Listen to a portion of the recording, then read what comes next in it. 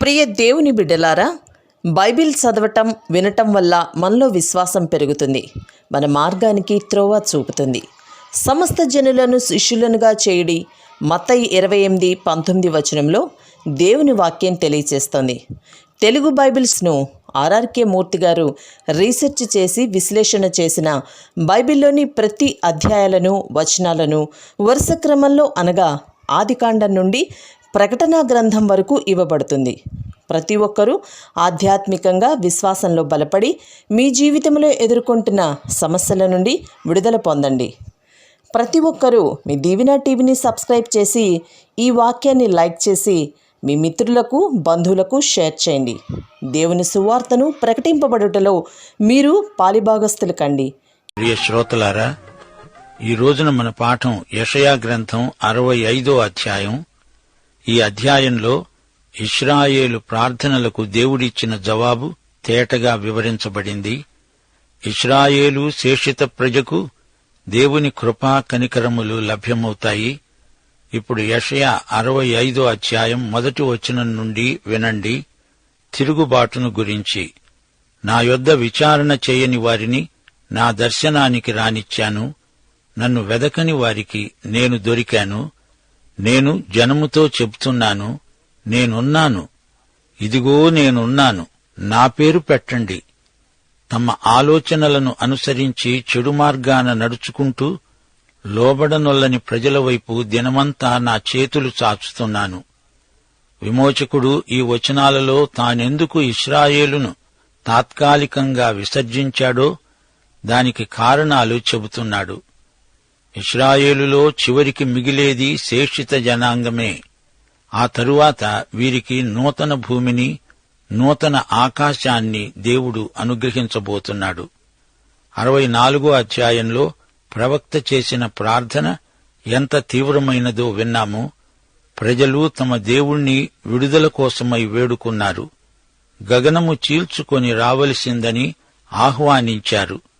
వారి పాపాలను బట్టి, అవిశ్వాసాన్ని బట్టి దేవునికి వారు దూరమైపోయారు. దేవుని తీర్పు వారి మీదికి వచ్చింది. అయినా దేవుడు తాను చేసిన వాగ్దానాలను తప్పిపోలేదు. తన నిబంధనను రద్దుపరచలేదు.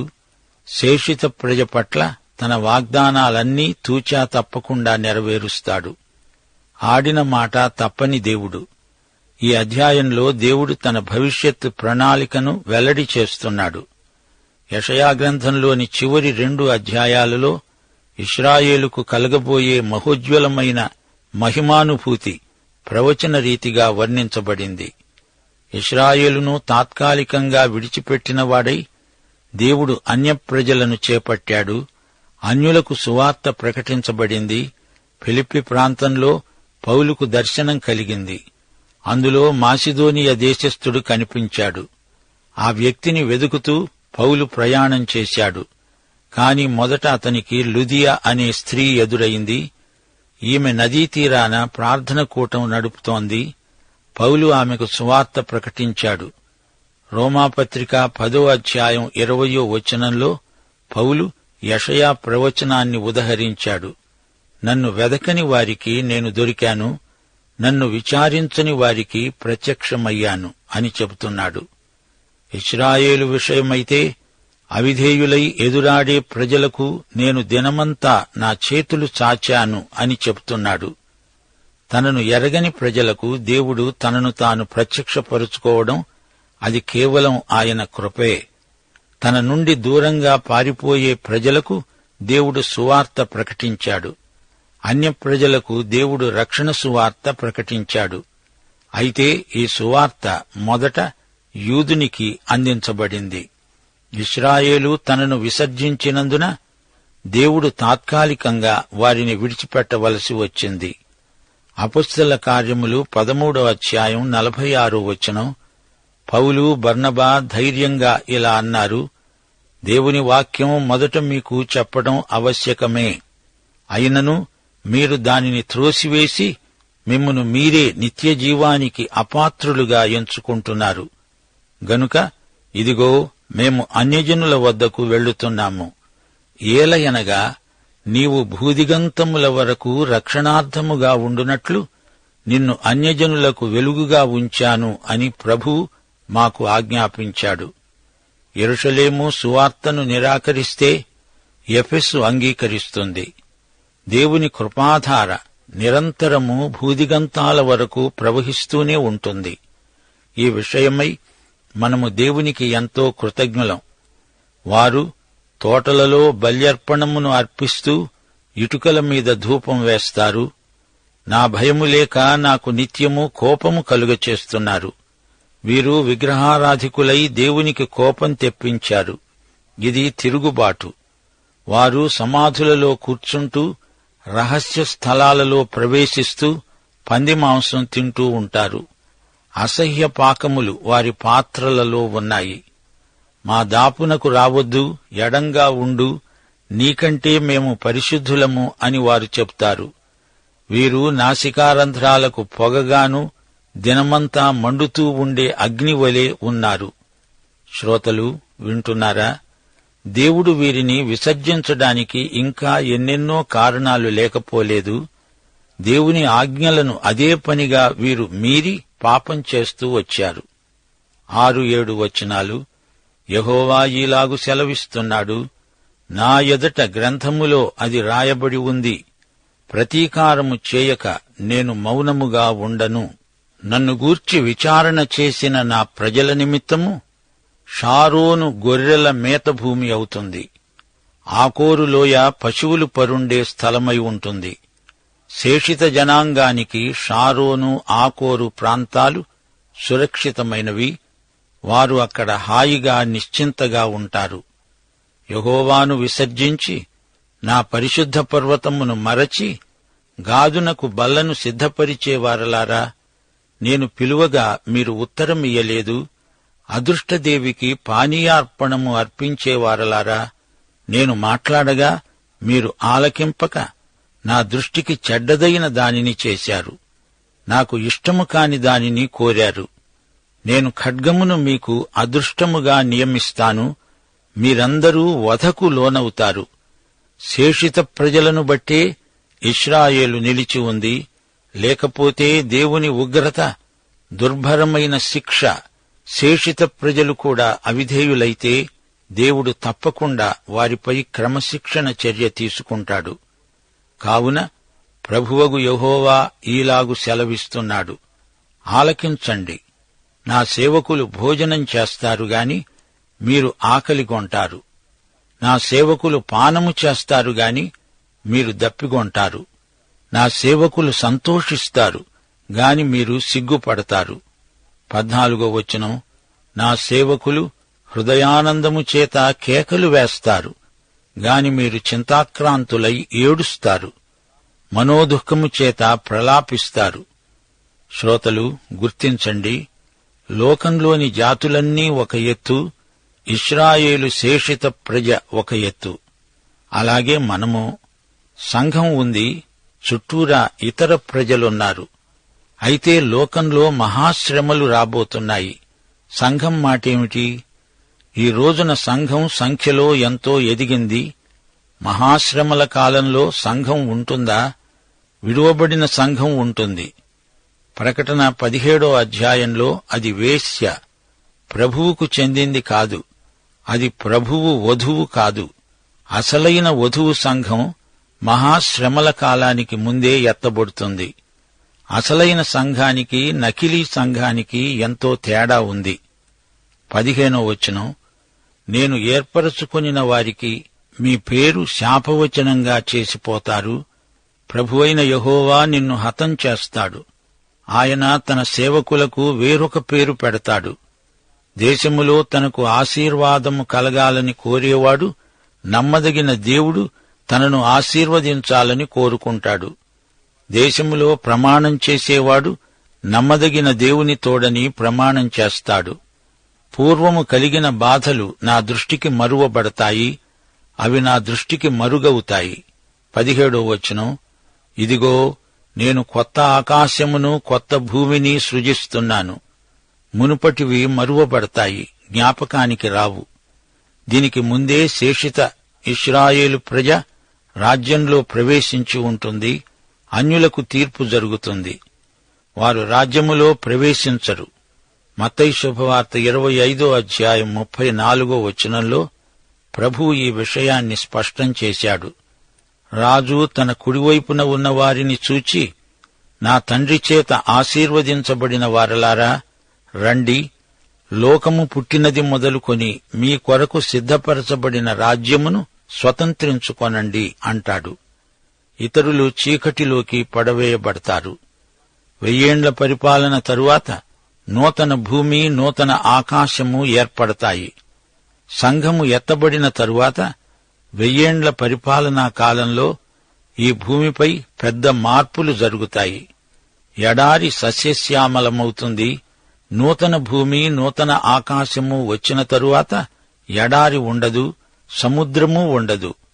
అది పూర్తిగా కొత్త భూమి, పాతది కాదు. 2 పేతురు 3 ప్రకారం 3 లోకాలున్నాయి. పూర్వము ఉన్న లోకం, అది నోవహు జలప్రళయంలో అంతమైపోయింది. ఇప్పుడు మనమున్న లోకం, ఇది అగ్నిప్రళయంలో నాశనమైపోతుంది. ఆ తరువాత కొత్త భూమి, కొత్త ఆకాశము వస్తాయి. అది 3వ లోకం. 18 నేను సృజిస్తున్న దానిని గురించి మీరు ఎల్లప్పుడూ హర్షించి ఆనందించండి.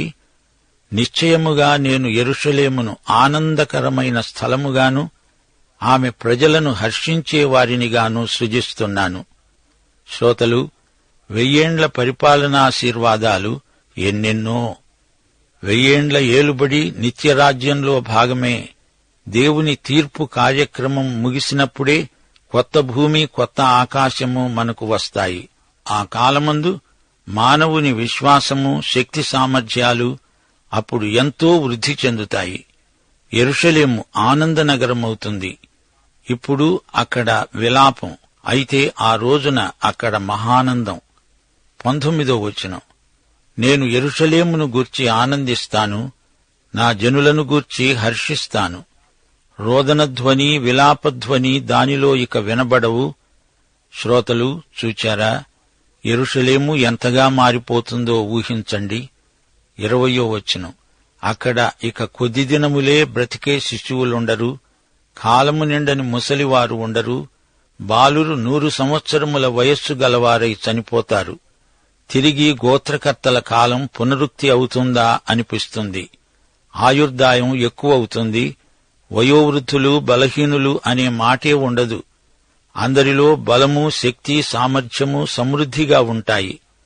పాపాత్ముడై శాపగ్రస్తుడైన వాడు సైతం 100 ఏండ్లు బతుకుతాడు. జనులు ఇండ్లు కట్టుకొని వాటిలో కాపురముంటారు. ద్రాక్ష తోటలు నాటించుకొని వాటి ఫలాలను అనుభవిస్తారు. అంతటా ఆనందం, అభివృద్ధి, అభ్యుదయం. వారు కట్టుకొన్న ఇండ్లలో వేరొకరు కాపురం ఉండరు. వారు నాటుకొన్న వాటిని వేరొకరు అనుభవించరు. నా జనుల ఆయుష్యం వృక్షాయుష్యమంత అవుతుంది.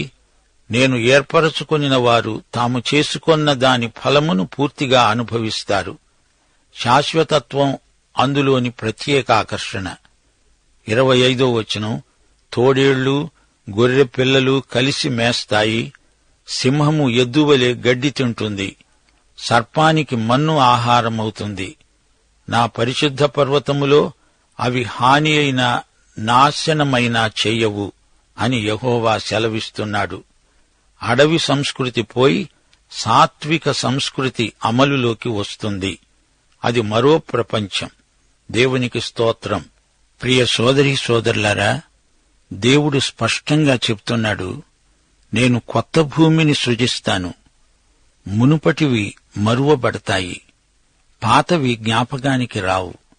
నేను సృజించే కొత్త భూమి, కొత్త ఆకాశము నూతన సృష్టి అయిన మనుష్యులను ఉద్దేశించి నేను చేయబోయేదే. ఎవడైనను క్రీస్తునందున్న ఎడల వాడు నూతన సృష్టి. పాతవి గతించాయి, ఇదిగో సమస్తము క్రొత్తవయ్యాయి. ఈ లోకములో మనము ఉండగానే యేసుక్రీస్తు మనలను నూతన సృష్టిలో భాగంగా చేశాడు. రాబోయే క్రొత్త ఆకాశము, క్రొత్త భూమి ఇప్పుడు మనకు ప్రవచన రీతిగా కనిపిస్తోంది. ఒకానొక రోజు దానిని మనము స్వయంగా చూస్తాము, అనుభవిస్తాము. దేవుడు అంటున్నాడు, నేను సృజిస్తున్న దాన్ని మీరు చూచి ఆనందిస్తారు. అది ఆనంద దేశం, ఆనందసీమ. యెరూషలేము ఆనందకరమైన స్థలమవుతుంది. అది నూతన యెరూషలేము. అక్కడి ప్రజలు హర్షించేవారు. యెరూషలేమును గూర్చి వారందరూ ఆనందిస్తారు. దేవుని ప్రజలు అందులో నివాసముంటారు. నీతి నివసించే రాజ్యమే ఆ రాజ్యం. ఆ రాజ్యాన్ని త్వరపరచడానికే దేవుని ప్రజలు ఈ లోకములో జీవిస్తున్నారు. రోదనధ్వని, విలాపధ్వని అందులో ఏమాత్రము వినబడవు. ఇప్పుడు ఇక్కడ ఈ లోకములో ఎక్కడ చూచినా రోదన, విలాపం. కాని అక్కడ ప్రజలకు దీర్ఘాయుష్షు. అందులో అందరూ సంపూర్ణమైన జీవితాన్ని జీవిస్తారు. యేసు ప్రభువు మనకు వాగ్దానము చేసిన జీవం సమృద్ధి జీవం. ఆయన గొర్రెలు సమృద్ధి జీవం పొందుతాయి. ఆయనను వెంబడించే ప్రజలు ఆయన ఉన్న చోటే ఉంటారు. సమృద్ధి జీవాన్ని తనివిదీర అనుభవిస్తారు. ఆ రోజున ప్రతి ఒక్కరూ తమ కష్టార్జితాన్ని అనుభవిస్తారు. కాని ఈ రోజున అనేక మంది తాము కష్టార్జితాన్ని అనుభవించే యోగ్యత కోల్పోతున్నారు. దౌర్జన్యం పెచ్చుమీరిపోతున్నది. ఎక్కడ చూచినా అన్యాయం, ఎక్కడ చూచినా ప్రజలకు అక్రమం, ప్రజల యొక్క హృదయాలలో వేదన కనపడుతోంది. కాని ఆ రోజున వృథా ప్రయాస ఉండదు. ఆయన ప్రజల మనోభీష్టం నెరవేరుతుంది. ప్రార్థనలకు వెంటనే జవాబు వస్తుంది. ప్రజలందరూ ప్రభువునందు ఆనందిస్తారు. అది మనకు సువర్ణ యుగం. దేవునికి స్తోత్రం. ప్రియ శ్రోతలు, యెషయా గ్రంథం 65 అధ్యాయం 17 వచనం మరొకసారి మననం చేయండి. ఇదిగో, నేను కొత్త ఆకాశమును కొత్త భూమిని సృజిస్తున్నాను. మునుపటివి మరువబడతాయి, జ్ఞాపకానికి రావు. ఇది దేవుడు తన ప్రజల కోసరమై సిద్ధపరచిన రాజ్యం, దేవుని రాజ్యం, నీతి నివసించే రాజ్యం. మత్తయి శుభవార్త 19 అధ్యాయం 28 వచనం, ప్రపంచ పునర్జననమందు మనుష్య కుమారుడు తన మహిమగల సింహాసనము మీద ఆసీనుడై ఉన్నప్పుడు నన్ను వెంబడించిన మీరును 12 సింహాసనముల మీద ఆసీనులై ఇశ్రాయేలు 12 గోత్రముల వారికి తీర్పు తీరుస్తారు. ఈ రాజ్యమందలి ఆశీర్వాదాలు ఎన్నో ఎన్నెన్నో. ద్వితీయోపదేశకాండం 28 అధ్యాయం 15 వచనంలో రాజ్యానికి బయట శాపాలు పేర్కొనబడినవి. నేను నేడు ఆజ్ఞాపిస్తున్న సమస్తమైన కట్టడలను నీవు అనుసరించి నడుచుకోవాలని నీ దేవుడైన యెహోవా సెలవిచ్చిన మాట వినిన యెడల ఈ శాపములు అన్నీ నీకు సంభవిస్తాయి. నీ పొలము, నీ గంప, పిండి పిసికే తొట్టి, నీ గర్భఫలము, నీ భూమి పంట, నీ ఆవులు, నీ గొర్రెల మందలు, నీ రాకపోకలు, నీ కార్యకలాపములు అన్నీ శపితములే. తెగులు, క్షయరోగం, జ్వరం, మంట, మహాతాపం మొదలైనవన్నీ రాజ్యానికి బయటే ఉంటాయి. అయితే దేవుని రాజ్యములో ఆనందము, ఆత్మతృప్తి ఉంటాయి. అందులో ఏ మానవుని ప్రమేయము ఉండదు. 9వ వచనంలోని వాగ్దానం యేసే. ఈయనే యాకోబు సంతానం, మెస్సీయా. ఈ అధ్యాయంలో 1000 ఏండ్ల పాలన ప్రవచనం తేటగా, సూటిగా ప్రకటించబడింది. 1000 ఏండ్ల రాజ్యంలో ఆయుష్షు మానవులకు పొడిగించబడుతుంది. జనుల ఆయుష్యం వృక్షాయుష్యంలాగా అవుతుంది. 1000 ఏండ్ల ఏలుబడిలో యేసు ప్రభువును నమ్మిన రక్షిత ప్రజలు ఆ తరువాత కూడా నిత్య రాజ్యంలో నివసిస్తారు. 1000 ఏండ్ల పాలనలో 100 ఏండ్లు నిండినవాడు కూడా పసిపిల్లవాడుగా పరిగణించబడతాడు. 20వ వచనం, బాలురు 100 సంవత్సరాల వయస్సు గలవారై చనిపోతారు. 1000 ఏండ్ల ఏలుబడిలో ఆస్తిపాస్తులు ప్రజలకుంటాయి. అయితే ఎలాంటి ఆర్థిక దురన్యాయము ఎవరికీ కలుగదు. దేవుని రాజ్యనీతిని అనుసరించేవారు 1000 ఏండ్లు బ్రతుకుతారు. దేవునికి నమ్మకమైన వారు నిత్య రాజ్యంలోకి కొనసాగుతారు. 1000 రాజ్యంలో ప్రార్థించేవారుంటారు. 25వ వచనంలో క్రూర మృగాల స్వభావమే మారిపోతుంది. సింహం గడ్డి మేస్తుంది. ప్రియశ్రోతలు, దేవుని రాజ్యమును ఆయన నీతిని మొదట వెదకండి, అప్పుడు అవన్నీ మీకు అనుగ్రహించబడతాయి. పాఠం సమాప్తం. ప్రభు అయిన యేసుక్రీస్తు వారి దివ్య కృప, తండ్రి అయిన దేవుని పరమ ప్రేమ, పరిశుద్ధాత్మ యొక్క అన్యోన్య సహవాసము, సమాధానము మనకందరికీ తోడై ఉండునుగాక. ఆమేన్.